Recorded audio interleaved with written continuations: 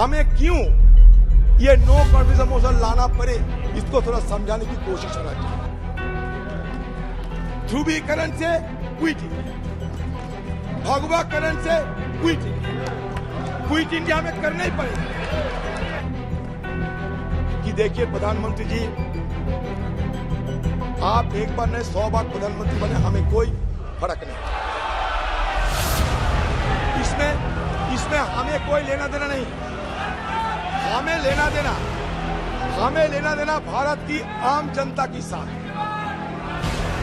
जब मणिपुर गए, कांग्रेसी नेता अधीर रंजन चौधरी को लोकसभा से सस्पेंड कर दिया गया है। अधीर रंजन को लोकसभा से तब तक के लिए निलंबित किया गया है जब तक कि विशेषाधिकार समिति उनके खिलाफ अपनी रिपोर्ट पेश नहीं कर देती। जानकारी के मुताबिक ये मामला प्रिविलेज समिति के पास लंबित है। इस मामले में समिति जांच रिपोर्ट सौंपेगी। तब तक अधीर रंजन सदन से सस्पेंड रहेंगे। अधीर रंजन के निलंबन के लिए बीजेपी नेता प्रहलाद जोशी ने एक प्रस्ताव पेश किया था, जिसे संसद में स्वीकार कर लिया गया। प्रहलाद जोशी ने अधीर रंजन पर संसदीय कार्यवाही के दौरान लगातार व्यवधान पैदा करने और यहां तक कि देश और इसकी छवि को अपमानित करने का आरोप लगाया। उन्होंने कहा कि यह उनकी आदत बन गई है कि बार बार चेतावनी मिलने के बाद भी उन्होंने खुद में सुधार नहीं किया। वह अपनी बहसों में हमेशा बेबुनियादी आरोप लगाते हैं। वह देश और उसकी छवि को नीचा दिखाते हैं और कभी माफी नहीं मांगते। लोकसभा से सस्पेंड होने के बाद अधीर रंजन ने अपनी वही टिप्पणी दोहराई जिसके कारण उन्हें निलंबित किया गया था। उन्होंने कहा कि मेरा इरादा पीएम का अनादर करना नहीं था। मैंने धृतराष्ट्र और द्रौपदी का उदाहरण दिया था।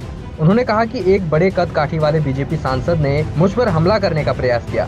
मैंने कोई शिकायत नहीं की। वे बहुमत की राजनीति कर रहे हैं। मैंने कोई गलत शब्द नहीं कहा। किसी संवैधानिक विशेषज्ञ से पूछें। उनके सक्षम नेतृत्व में हिंदू महासभा और गठबंधन सरकार के संपर्क में आए काफी हद तक समझौतावादी और मिलनसार हो गए। हमारे सम्मानित महासभा नेता स्वर्गीय डॉक्टर श्यामा प्रसाद मुखर्जी ने दोनों समुदायों के लाभ के लिए लगभग 1 वर्ष तक सफलतापूर्वक कार्य लिया। बंगाल मुस्लिम लीग मिनिस्ट्री में उप मुख्यमंत्री डॉक्टर श्यामा प्रसाद मुखर्जी ने हिंदू महासभा और मुस्लिम लीग की ओर से बंगाल सरकार के लिखे एक पत्र में यह स्पष्ट किया कि ये दोनों दल ब्रिटिश शासकों को कांग्रेस द्वारा आरंभ किए गए भारत छोड़ो आंदोलन के खिलाफ बंगाल के राक्षस के रूप में देखते थे। तो इसमें साबित क्या हुआ सर? ब्रिटिश के तरफदारी करने वाले आपके पूर्वजों ने ये देश के लिए यही हमें दान किया था।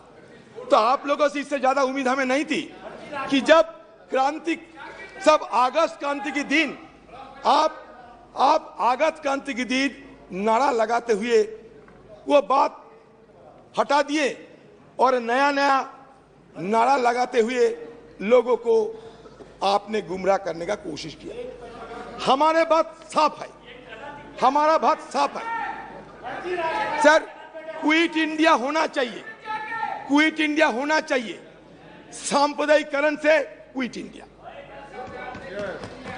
ध्रुवीकरण से क्विट इंडिया, भगवाकरण से क्विट इंडिया हमें करना ही पड़ेगा।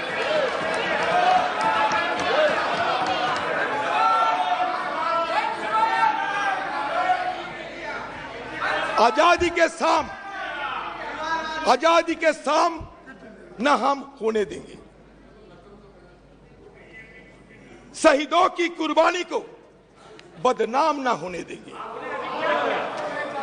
बची रहे एक बूंद लहू की रंगों में भारत माता की आंचल को बर्बाद नहीं होने देंगे।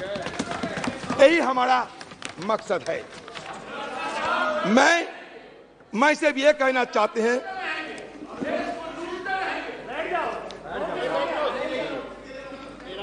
सर प्रधानमंत्री जी को सम्मान के साथ ये कहना चाहते हैं कि देखिए प्रधानमंत्री जी, आप एक बार नहीं 100 बार प्रधानमंत्री बने, हमें कोई फर्क नहीं। इसमें हमें कोई लेना देना नहीं।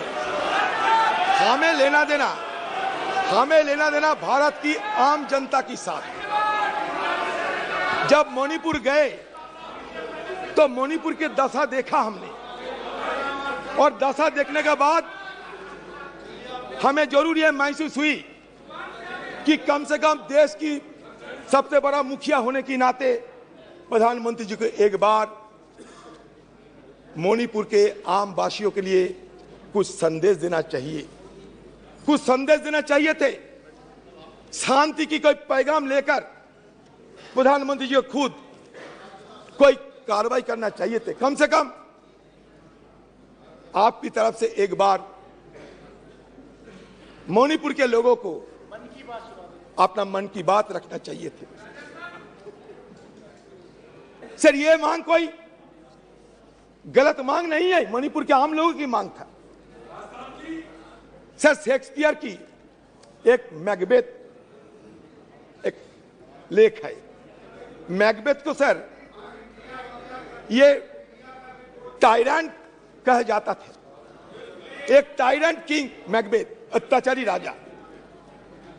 तो मैकबेथ के अत्याचार देखते हुए शेक्सपियर ने बड़े दुख जताई थी और कह रहे थे कि स्कॉटलैंड में जिस तरीके की हमला हो रहे हैं, जिस तरीके की दुर्दशा देखे जाते हैं, तो उसमें बड़ी दुख के साथ एक कोई शब्द लिखे थे, it weeps, it bleeds, and each day a gash is added to the wounds. Each new morning, new widows howl, new orphans cry, new sorrows strike the heaven in the face. हमें भी लगा कि मणिपुर के हालात ऐसा ही है, जहां लोगों की मन में कोई चैन शांति कुछ नहीं थी। सारे मणिपुर, यही तो बात है, आप समझ नहीं सकते। अनारस के साथ बेनारस की तुलना मत किया करो, चाना के साथ बेदाना की तुलना मत किया करो, बुलक के साथ हिलक की तुलना मत किया करो। इसलिए नहीं, क्योंकि हमारे प्रधानमंत्री जी जिस दिन मणिपुर के मुद्दे पे बोलना चाहिए था, कहां से छत्तीसगढ़ लाए, कहां से राजस्थान लाए, कीजिए ना। लेकिन मणिपुर की दंगा ये कोई छोटी मोटी बात नहीं है। मणिपुर की दंगा एक जाति दंगा